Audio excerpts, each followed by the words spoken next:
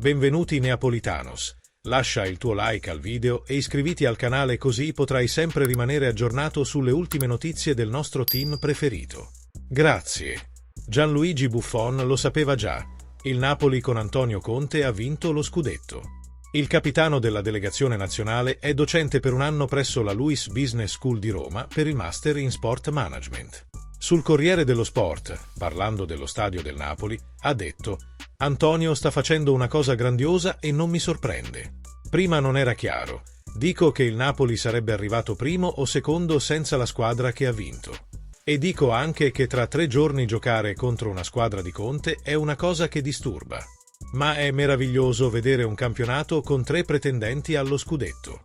È una cosa che non si vedeva dagli sguardi degli anni e che Dio ama, che segna i migliori». Cosa ne pensate, tifoso del Napoli? Siete d'accordo con lui? O no? Lasciate un commento sul video e iscriviti al canale. Forza Napoli sempre!